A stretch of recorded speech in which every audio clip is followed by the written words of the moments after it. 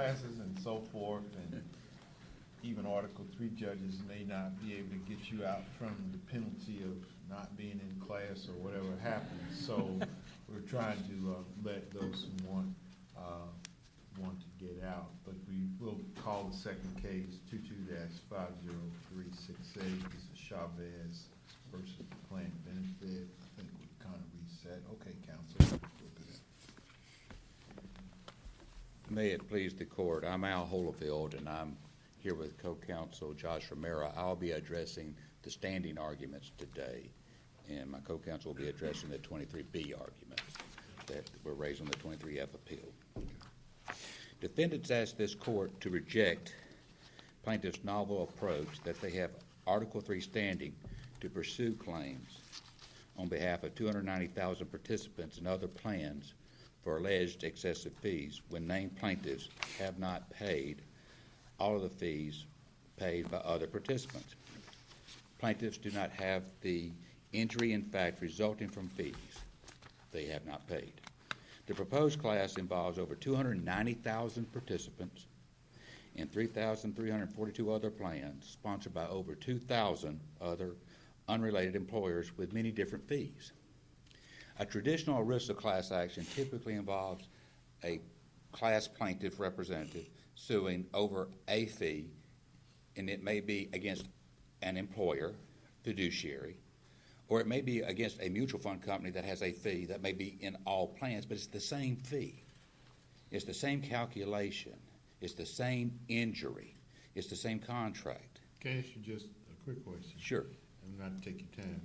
When the matter was first down before Judge Sparks, was the standing issue teased out in that proceeding, or did you get all involved in these facts? I mean, as I've read it, I know it's been up to our court, back down to standing. I'm not suggesting that waiver or anything. I'm just curious to me. It's a threshold issue. You know, was it teased out at all? You have raised a great question, Your Honor, and we have raised standing in a motion to dismiss. There's a second motion to dismiss filed. It was raised at class. It was raised. This is the fourth time, Your Honor, we've raised this issue. It just wasn't ruled on. Well, it's been ruled upon. We just disagree with the ruling, Your Honor. Okay. All right. Sorry to throw you off. It just made me wonder, since this is the second trip here, yeah, that threshold issue wasn't, put up, or whether there was a ruling or not. But anyway, okay, press ahead. Your Honor, this case, there's a lot to untangle in this case. There's thousands of different plans. There's health plans. There's retirement plans. There's different employers, fiduciaries, thousands of different arm's length negotiated agreements which define the fees that are the subject matter of this case. And, Your Honor, I'll give, for instance, one of the fees that plaintiffs complain about that is excessive is surrender charges. If the claims were based solely on a one-fee case, going back to my prior example, a one-fee case, solely on surrender charges paid by the class members, there would be no question that plaintiffs do not have standing, because the plaintiffs did not allege that they ever paid surrender charges or that they ever paid. They did not pay. It was not part of their contract. This fact's undisputed. You can look at the contract on the ROA site 4930. However, plaintiffs claim standing based on the generalization, conclusory arguments that all fees, even if they didn't pay them, are excessive, and they have standing to sue on behalf of those who may have paid those fees, but they did not. And that's the problem with this case. The plaintiffs cannot avoid constitutional standing scrutiny by making generalized, conclusory allegations that all fees are excessive when they have not paid all fees. Well, I could be missing, but it seems that the plaintiffs are saying, yeah, that's true, but we're suing based on the common issues relative to everybody. And to that, we're joined. There's no requirement that we have to pay them, maybe oversimplifying it, but to say, we're honing in. So you're arguing for them to have standing, they've got to be on all fours across the board on all the fees, right? Well, they have at least got to have the injury, Your Honor, and to get to your point, in TransUnion, the Supreme Court case said, standing cannot be dispensed in gross. Plaintiffs must demonstrate standing for each claim they press, for each form of relief they seek. And if you take that case and look at the personal injury standards of what's got to be shown for standing, then it looks at what did they personally injure by suing over fees they never paid. And the issue is the court below here decided that the conclusory argument of all fees is fine and just looked at the terms of the trust, and the terms of the trust never defined any of the fees. But there was two other cases in the Northern District of Texas that took a different approach that rejected this. The Perkins and the Locasio case came out and they said, in Perkins particularly, every named plaintiff who represents a class must allege and show they personally have been injured, not that the injury has suffered by another unidentified member of the class to which they belong. And that case is also agreed with by Locasio, another Northern District case. So is this a first impression issue for us? I know there were some district courts that went different ways, but as far as the Fifth Circuit or the Circuit, are we necessarily caused to? I don't think it's a first impression. I think it's just a general standing question, like the Ortiz question about whether this is a Denny or. I don't think this court has the reason. We saw some cases where some courts said there was standing, and then another one you're talking about, Northern District of Texas, where the judge says no, there's not, allow room to amend, et cetera. But I didn't see, Fifth Circuit case, so I'm just wondering if this is teed up. The Fifth Circuit has not ruled on this, and basically the two Northern District cases have said specifically that this issue has not been addressed, and Judge Yackel in this case said this has not been addressed. And there's no guidance. Okay. And I'm out of time, Your Honor. All right, thank you.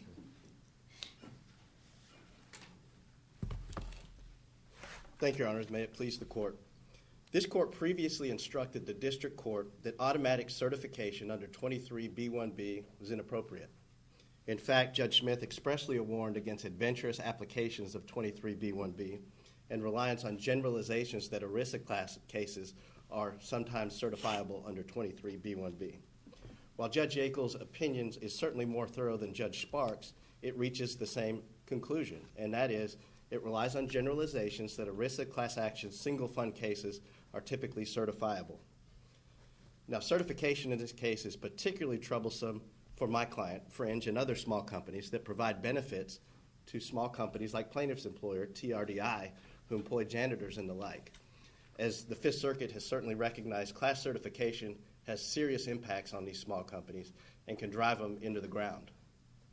I want to talk about 23B1B. As the court knows, this is a non-opt-out class action that can only be maintained when separate actions would create risk of adjudications that would be dispositive of absent class members or would substantially impair their ability to protect their interests. Here, as you heard from Mr. Holifield and you saw in our briefs, there are many different plans, many different fees, and varying fees. Separate adjudications simply would not be dispositive of absent class members' interests. And the easy example is if there's an adjudication of fee X that it's excessive or not excessive, that has no bearing on fee Y, whether it's excessive or not.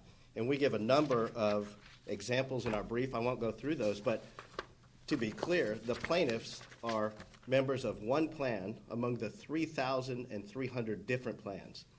They are seeking to step in the shoes of plans in which they didn't participate, for fees which they didn't pay, involving employers who they have no connection with. And that's really the fundamental problem that poisons standing, 23B1B, and 23B3, Your Honors. There simply is no cohesive class. Again, the questions raised by each individual will far outnumber any questions that might be resolved uniformly. What these folks are trying to do is, as strangers to the thousands of different plans and thousands of different fees, is to interject their own objections to plans and employers who they have no connection with.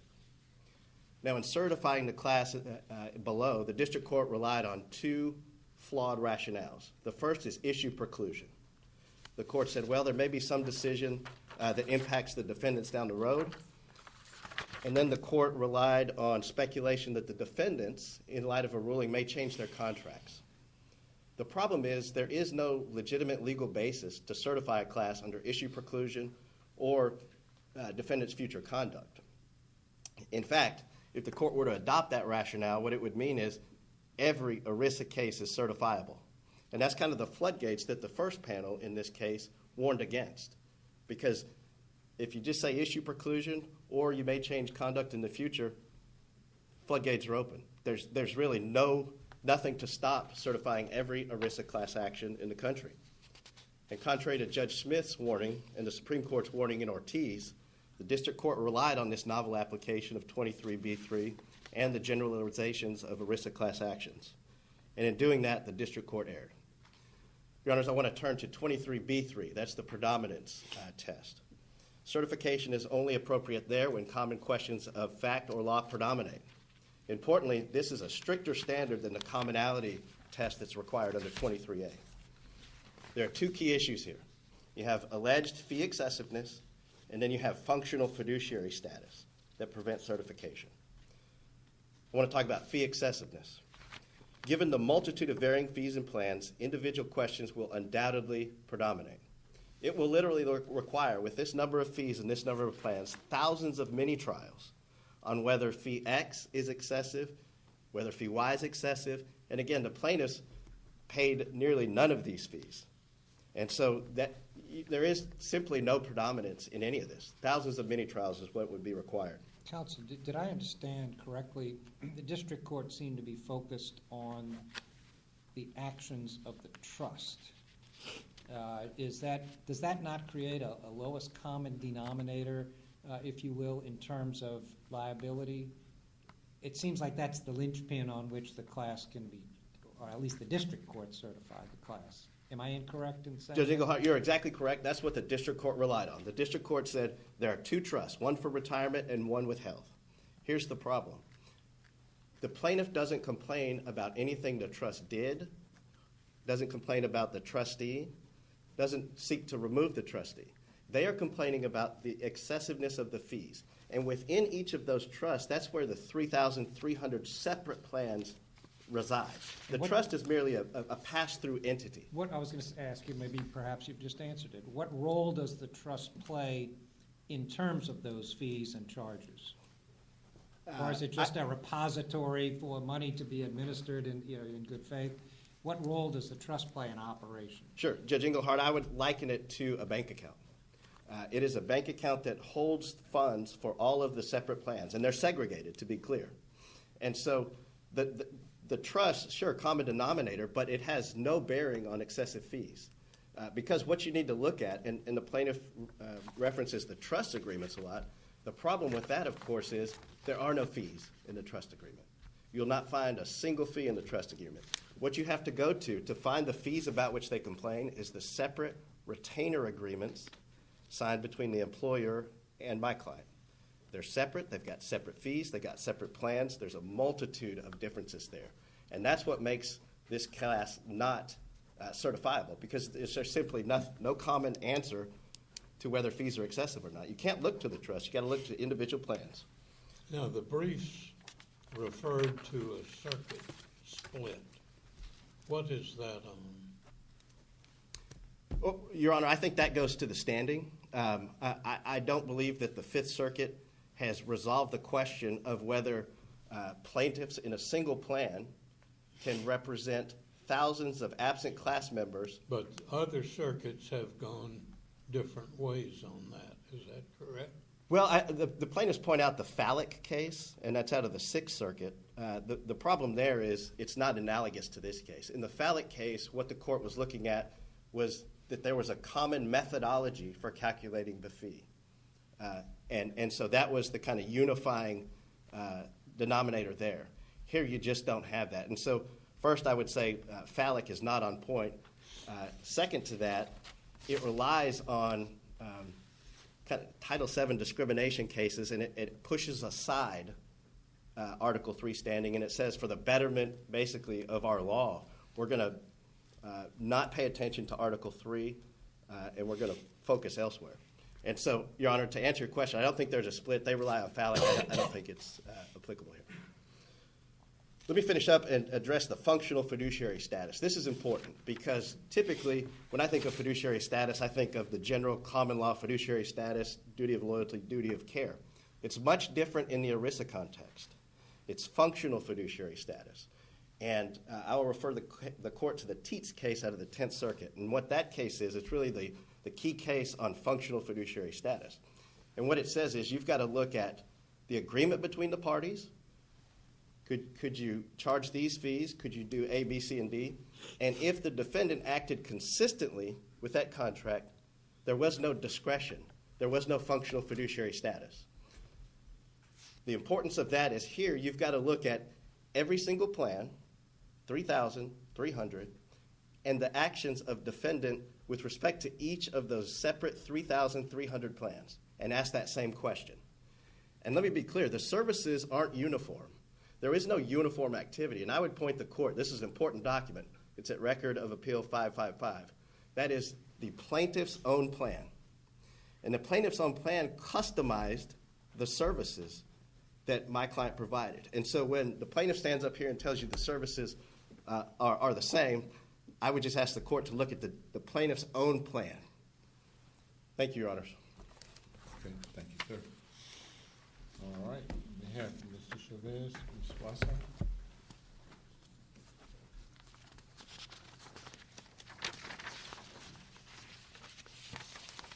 You've been counseled throughout in all these proceedings? Yes, I have, Your Honor. We filed this case in 2017, and here we are. Okay. May it please the court, I'm Nina Wasso for the plaintiffs' appellees. The district court did not abuse its discretion in certifying this case as a class action.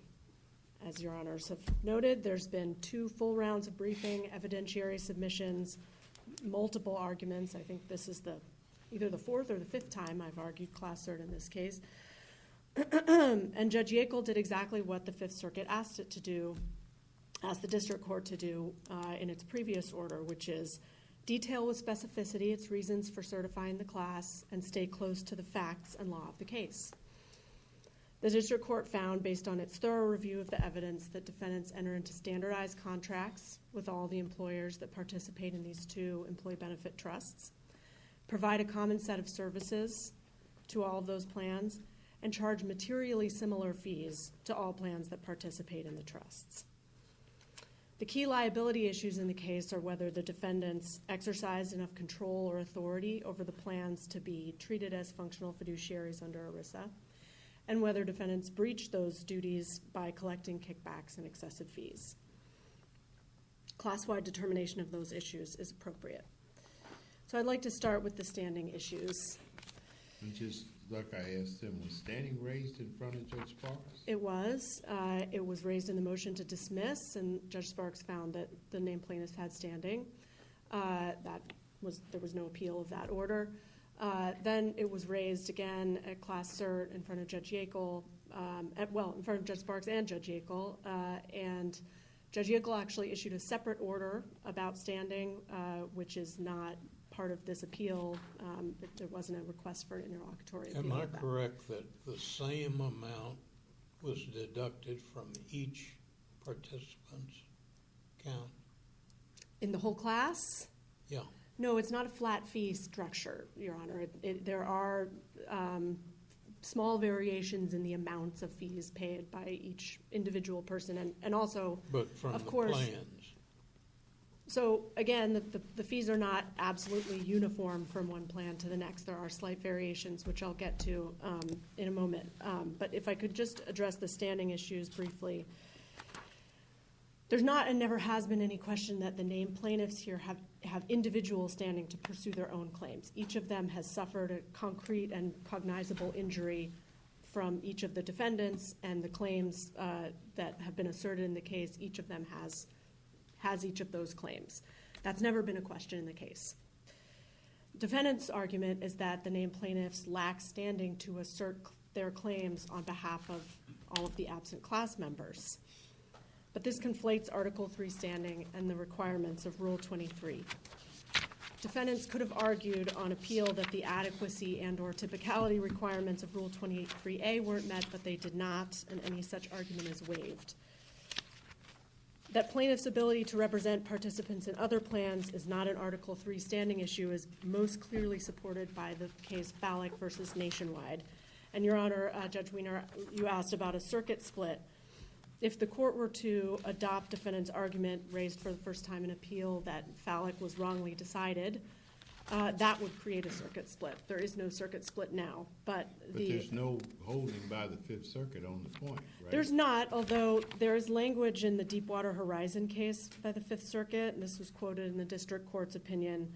The Fifth Circuit said, whether or not the named plaintiff who meets individual standing requirements may assert the rights of absent class members is neither a standing issue nor an Article III case or controversy issue, but depends rather on meeting the prerequisites of Rule 23 governing class actions. So that is from the Deepwater Horizon case.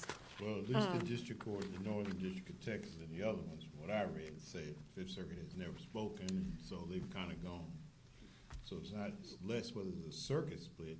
Apparently no law on the Fifth Circuit. That's why I asked counsel, is just teed up a question that, we have to answer. Yes, I think it is a question that has to be. Clear on where counsel, was. Okay. Yes. The Perkins case that Your Honor is referring to actually doesn't deal with this specific issue because in that case, the named plaintiffs didn't have individual standing to assert their own claims because there was a question about investment in a particular fund that they hadn't ever invested. There was a question about fees in a fund that they hadn't ever invested in.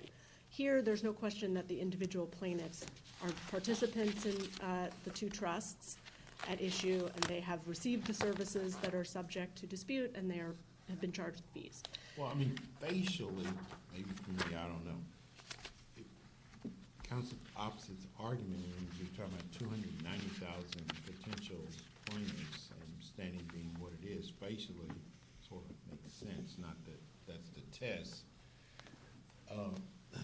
given the nature of standing itself, that you need more than just a nexus to part of it in order to be able to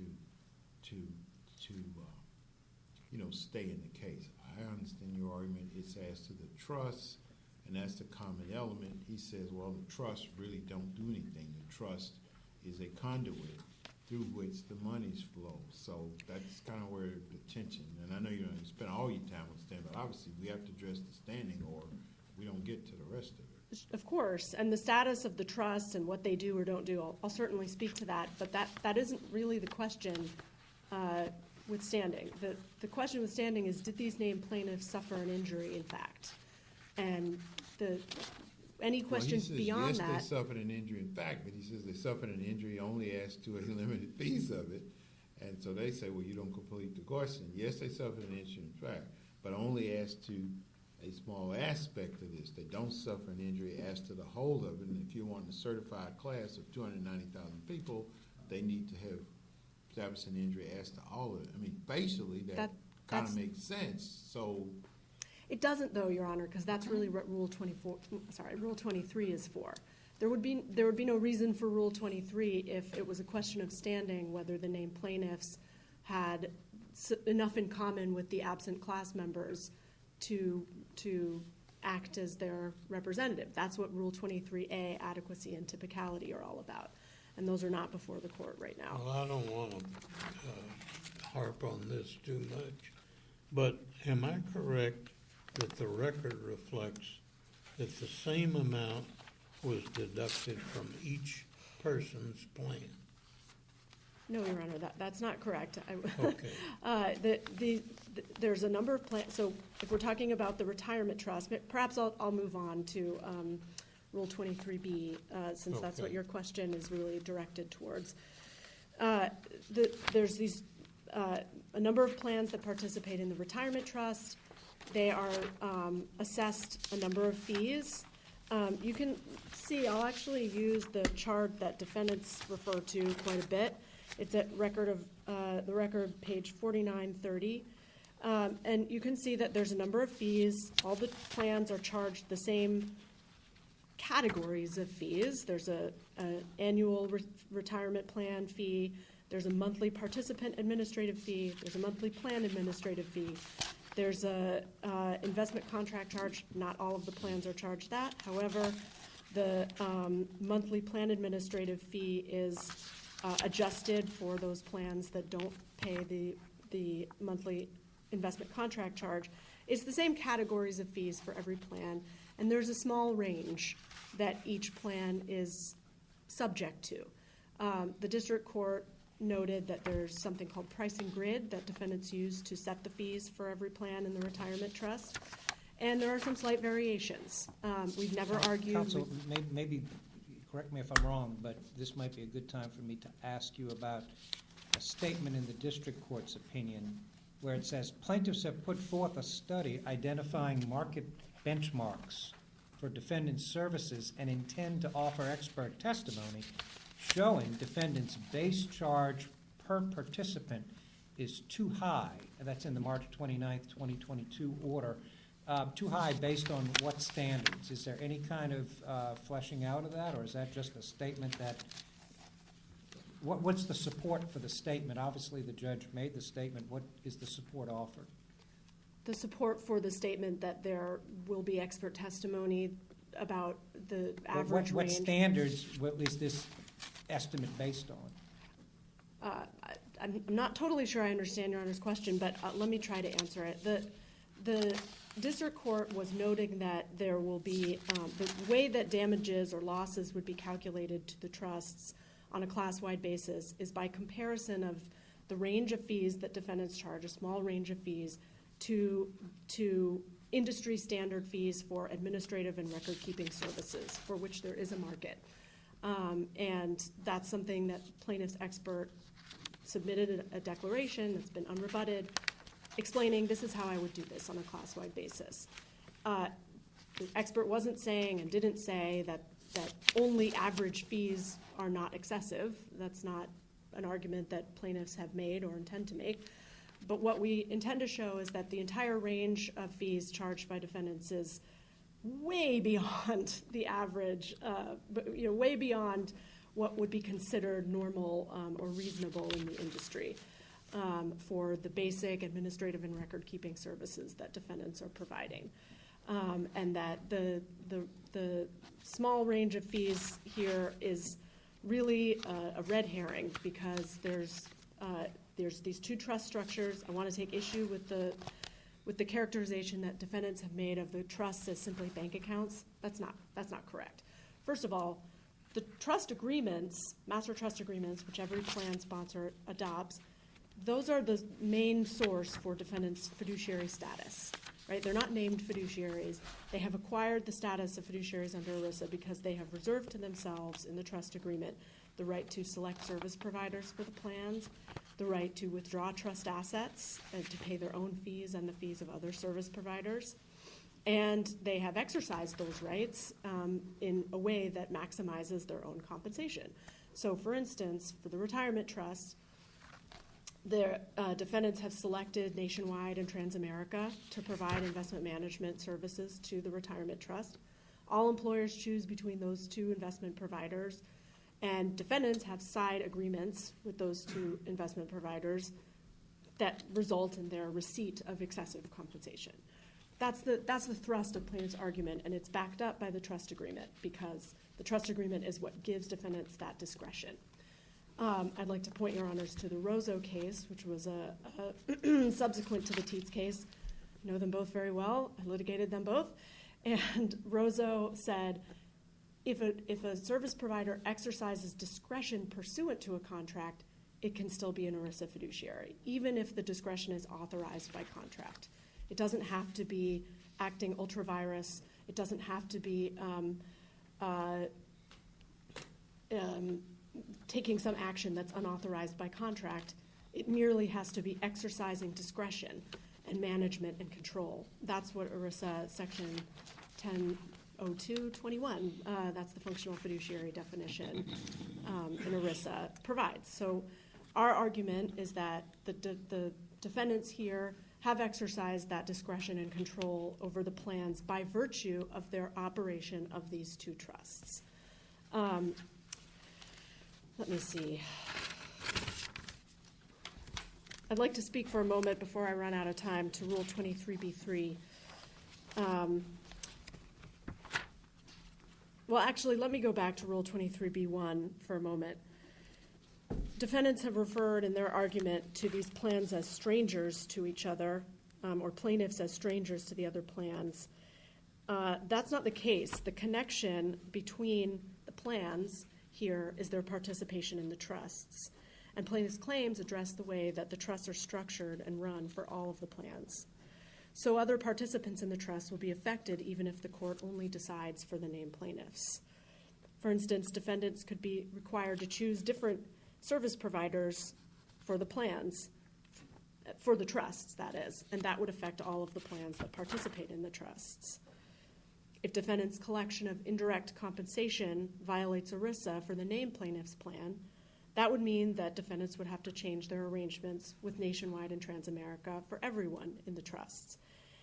And that's why this case fits within the Rule 23b1 criteria. What the Fifth Circuit said in its previous decision is the fact that it's a historical example of a Rule 23b1 class action is not enough. You have to engage with the facts of this case, and that's exactly what the district court did. The district court reviewed the many exemplar plans submitted by the parties and found that dissimilarities had been exaggerated by the defendants. And those exaggerated dissimilarities really form the basis of defendants' Rule 23b3 argument as well. Defendants take issue with the plaintiff's proposal to compare their fees to industry standards, but it's well established that ERISA prohibits imposition of excessive fees, and excessiveness is often measured by comparison to industry standards. Defendants don't propose any alternative to that. They haven't identified any specific problems with the methodologies proposed by plaintiffs' unrebutted expert declarations. And in any event, the excessiveness of the fees is a merits issue, and plaintiffs submit that they've provided substantial evidence that the excessiveness of the fees can be evaluated on a class-wide basis because the fees are sufficiently similar.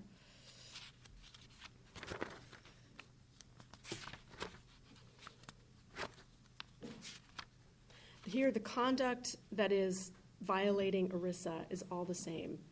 The structures in place are so similar that the basis for liability is going to be the same in all cases. The only thing that's going to vary is the amount by which the fees exceed reasonable fees. And that's a damages issue. That's math. It's not dissimilar to, say, a wage and hour case where different employees receive different amounts of underpayment of wages. And that doesn't prohibit or preclude class certification. It's just simply very individual variations in the amount of damage suffered. But the liability issue is common class-wide, and individual variations in the amount of damages don't preclude class certification.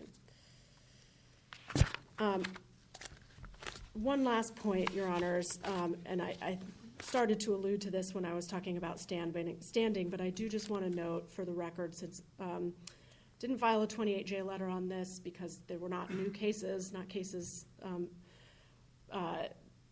decided since the briefing in this case, but I do want to note that Fallick, the Sixth Circuit case we've been talking about with standing, has been endorsed by the 1st, 2nd, 4th, 8th, 9th, and 11th circuits, in addition to the Fifth Circuit's language in Deepwater Horizon that I read before. So this is a very well-established principle that as long as the named plaintiffs have suffered a concrete injury, have met the requirements for Article III standing in their own right, whether they are able to represent a class is really a question of whether they meet the Rule 23 requirements. Did you address the B3? I believe I did, but I can talk about it a bit more. The main arguments that defendants have advanced in opposition to certification under Rule 23b3, well, they're all about predominance. I do want to note that there's no argument about superiority. It's clear that all of the superiority factors are met here. Many small claims, no other pending cases against defendants, the forum's desirable, etc. Their argument about Rule 23b3 is you can't determine fiduciary status on a class-wide basis because all the plans are so different. And I would just point to the district court's factual finding that was not an abuse of discretion after having reviewed many, many exemplar plans, that there really aren't differences that are material.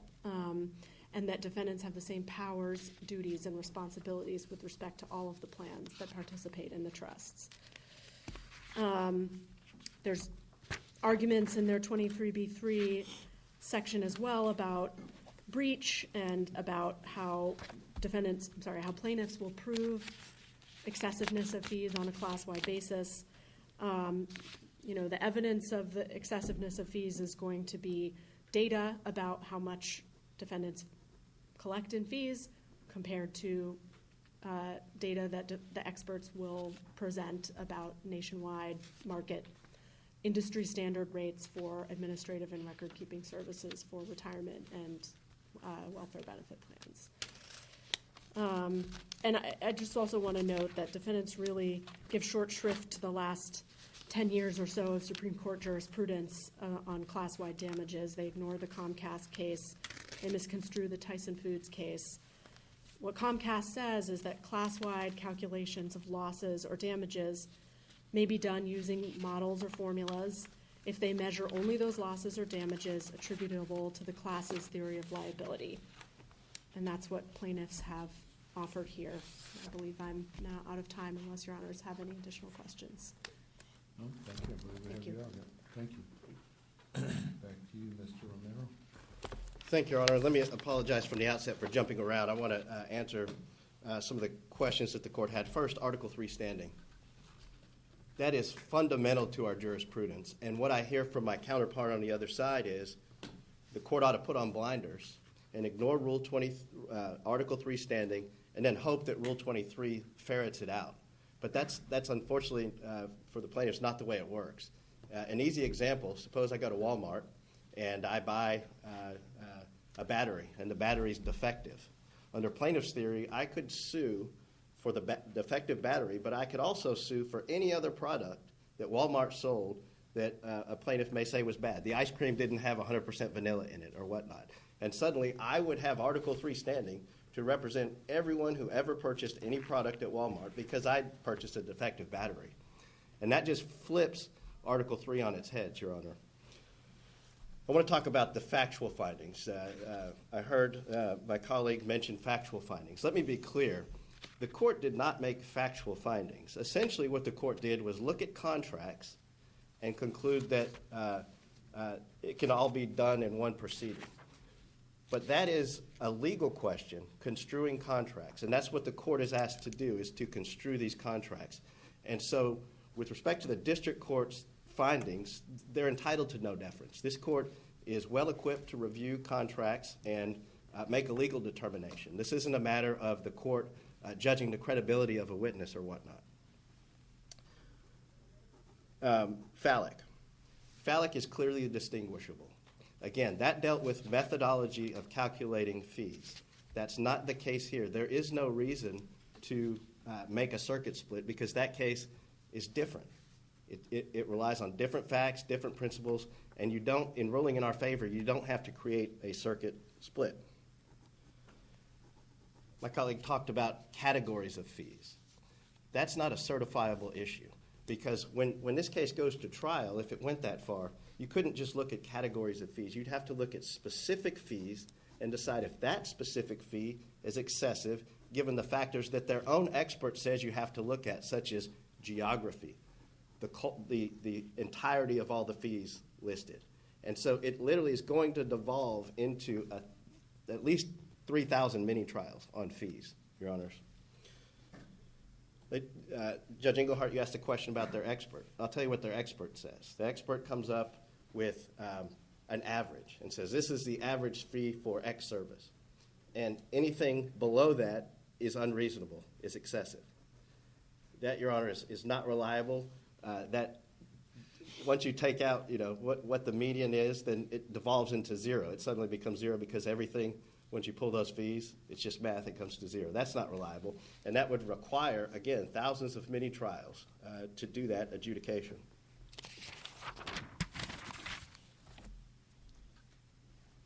The trust agreements. Those, again, have no bearing on this case. You can look at the trust agreements and you'll see no fees. She says that we get to select service providers. In the trust agreement, and this is key, the trustee has to consent to the selection of service providers. And going back to Teats, that means there's no discretion, no functional fiduciary status. She mentioned that my client withdraws trust assets. Well, it withdraws the agreed upon fees in the retainer agreement. And she mentioned the Rosso case, and this is an important distinguishment. The Rosso case had an agreement that said the service provider can withdraw fees at its discretion. That's not here. Every fee that we withdraw is disclosed in black and white in the retainer agreements. Well, isn't it a fact that the same amount was deducted from each person's plan? Your Honor, that's just not accurate. Different fees were withdrawn from different folks' accounts. These plaintiffs were not subject to a number of fees about which they complain. So you have the amounts that are different, and you have fees that don't exist for these plaintiffs. And so this is absolutely not a case where each month $1 is withdrawn from a participant's account. That would be a much different case. Here you have plans where some fees are zero compared to other plans where they're a percentage of the deposits compared to other plans where they're a percentage of the assets. And so this is really apples and oranges and can't be done in one fell swoop. Thank you, Your Honors. All right. Thank you, counsel, for both sides. Appreciate the briefing and argument. Excuse me, the case will be submitted.